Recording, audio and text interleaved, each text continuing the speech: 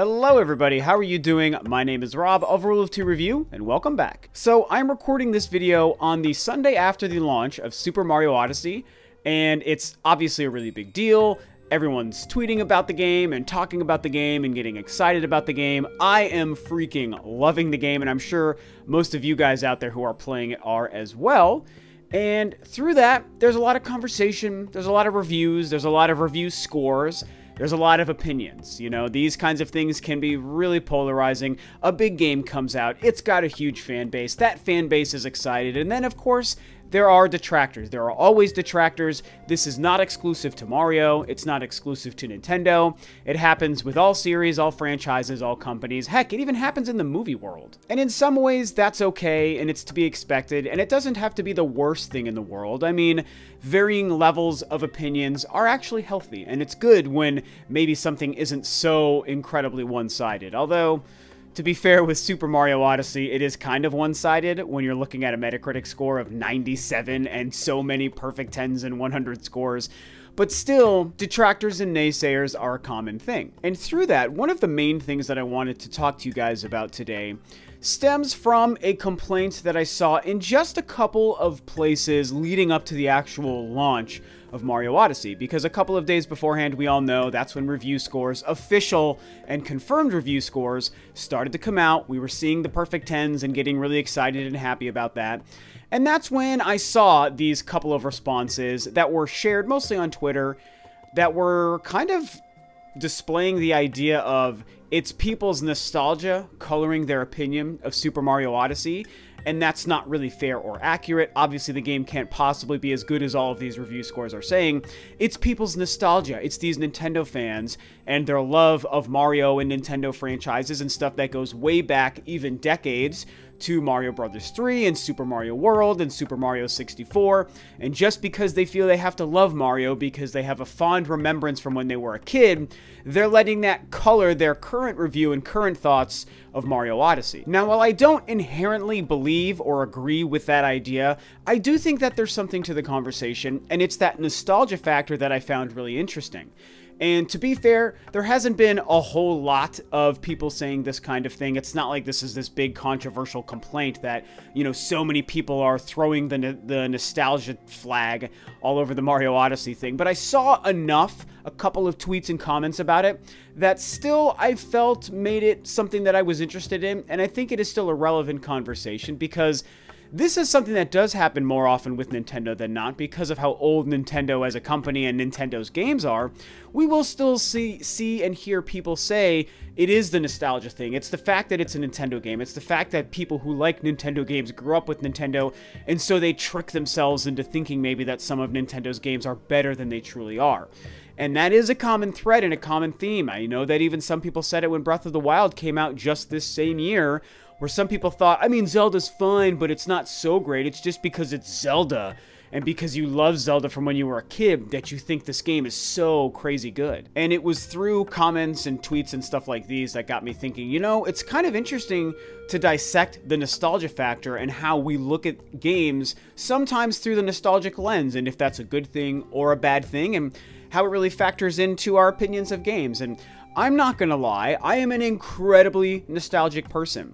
I think a lot of people are incredibly nostalgic people. Obviously, your age factors into it as well. I would say the older you are and the more of a history, like with games, of course, we're factoring nostalgia into the gaming thing today, even though it applies to a wide variety of things in our lives. But when it comes to games, a lot of people obviously are probably also nostalgic if old enough to do so. And I think that there's nothing wrong with that. And, you know, everyone's going to have their own sort of personal opinion of their nostalgic connection to games and consoles and companies that they maybe grew up with or didn't grow up with. And that's going to maybe color some of how they look at video games and new games releasing and just everything happening within the hobby. And I think that that's okay. And so I happen to be one of those very nostalgic people. And often when I'm playing games, even if I'm playing a game that's a couple of years old that I've already beaten and I want to just put it back in to play through it or experience again, I'm using the nostalgic lens. I mean, I have to be honest with you guys. I think that that does happen. And when it comes to Nintendo specifically, because Nintendo is the oldest player in the industry currently, and I did grow up in the 80s and 90s on the NES and the Super NES, and obviously other non-Nintendo consoles as well, But because I did do that, yes, I'm always thinking, whenever I'm playing any game, I don't care if it's a Nintendo game, a Mario or a Zelda game, or if it's a Fallout or a Resident Evil, non-Nintendo stuff, I'm usually thinking about what made me the gamer that I am today back when I was a kid, and that is mostly Nintendo stuff. And I love to kind of picture all of the great things that I remembered as a kid when I was gaming, playing mostly Nintendo stuff at a very young age, and that, yes, is coloring and peppering my opinion and feelings of games that I play today. And so does that have to be a bad thing? I personally don't think so. Obviously, some people do. Some people don't really like that idea. If we apply it specifically to Nintendo, which I pretty much have to consistently do here because the Odyssey thing kicked this conversation off, and again, Nintendo and their games are old enough to really cover multiple decades and really pepper a lot of people's nostalgia. And so no, I don't think that that has to be a bad thing. And when you're reviewing or playing and experiencing a new Nintendo game, like a new Zelda or a new Mario, or when a new Metroid comes out soon and a new Pokemon, and, you know, Smash Brothers is a little bit weird because there's so many characters in it, but you get the idea. When playing these new games, yes, you're thinking about why you already know you love that series and love that franchise. And again, I don't think that's a bad thing. That's how we learn, that's how we build and evolve our opinions. Because if anything, I think there's a positive to the idea that I've played every Mario game up until Odyssey. I've seen the goods and the bads, and I know the things that have worked and the things that haven't worked, and the things I've liked and the things I haven't liked. And so my nostalgia and love for the series also helps me appreciate what good and bad things they're doing in this newest version of the game. But the tricky thing when it comes to nostalgia, and if we again go back and just apply it to something like Mario Odyssey, I don't think that it really has to be a factor always.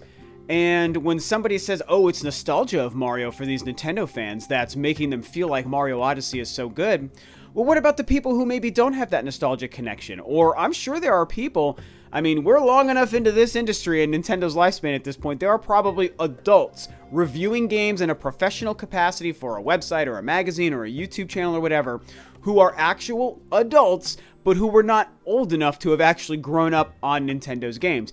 And for me, as an older guy, that just blows my mind and breaks something in my brain to think about somebody who's like 20, 21 years old might be professionally reviewing games, but that person might have grown up more with PlayStation era stuff than actual Nintendo stuff. And that is just so crazy, but it is true. And so I'm sure that there are some people out there reviewing and playing and formulating opinions on games like a brand new Mario Odyssey game that don't have that nostalgic connection.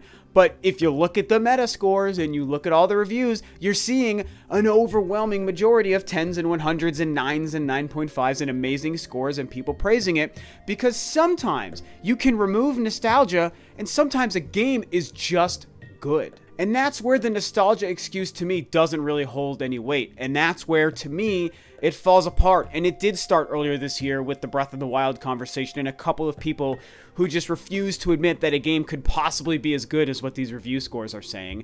And they're like, oh, it's just because it's Zelda, so people are throwing extra points onto their review score because it's Zelda, or because it's Mario, and because of their nostalgic connection to these franchises and characters. And it's like, well, I mean, yes, again, we use nostalgia as I've been discussing this whole time, but sometimes a good game is just good. I mean, how can you say this when a game like a Horizon comes out or a Persona? Okay, I can't use Persona, but Horizon, which is a brand new game and a new IP, and it comes out and gets all these great scores. I mean, why are they getting great scores when there's no nostalgia to color and blind someone's vision to the game? And it's because sometimes a good game is just good. Horizon is just a really good game, and Zelda is just a really good game, and Mario Odyssey is just a really good game. And so that's where I like to think about nostalgia. I like to dissect and talk about this and the positives and negatives to using it to cover your opinion of to color your opinion of a game. But at the end of the day, I just don't think it holds weight for this reason. I mean, I think that what we see when this kind of stuff happens is people who just don't necessarily agree with the vast majority. And maybe somebody who just doesn't like Mario or isn't connected to Mario, so they don't care about Mario Odyssey, kind of gets insecure and upset about the fact that everyone has this opinion that they just can't jump in on. And so, what about me and my opinion of thinking Mario's just not that good? Well, the problem can't be with me not liking a good game. It has to be with everyone else who's lying to themselves about why that game is good. And I think that that's probably what's happening. And I will even freely admit to you guys, in the past, in my younger days, I certainly would share that kind of perspective a lot. You know, I feel like that is the perspective and opinion of somebody who is insecure and or immature, and somebody who just is either a very young person with little life experience or doesn't have the brain capacity and the mature perspective, excuse me, to be able to have that understanding of the fact that, you know, sometimes a good game is just good and people aren't being the way you think, and it's okay if you have a different opinion from 100 other people, and it doesn't make those 100 other people wrong, and it also doesn't make you wrong. And so I just find the whole argument really strange, you know? I mean, hey, a lot of us grew up playing A Link to the Past and the Ocarina of Time, and so when we play Breath of the Wild, we think of all the great times we've had with all of the amazing, life-changing Zelda games beforehand, and then a brand new one comes out, and it's like, great, this is great, just like every Zelda game beforehand, and it turns out that this series is getting good reviews because it really is that good every time a new game launches. Same with Mario, same with, for me, games like Halo, games like Uncharted. That's how it works. Sometimes good games and good developers and good franchises are just good every time they release a game, and that's what makes them special. And so it's not people lying to themselves, and it's not you being insane if you don't like it. It's just that great things exist, and sometimes quality is a real thing, and so you can't say something that is getting good scores isn't quality because there's something wrong with people's nostalgic connection. They might just be great. And, you know, great companies make great games. Naughty Dog, Nintendo, Square, whatever the case may be. So many good developers. From Software, for me, is a big one. You know, great developers make great games. And so, at this point, you know, it's kind of beating a dead horse. I ultimately don't think that there's anything wrong with nostalgia. And I think it's okay to just embrace our memories and great times with games and franchises from our youth and from the past. And all we're seeing, I think, is just examples of when companies build and build and build and evolve their games and mechanics.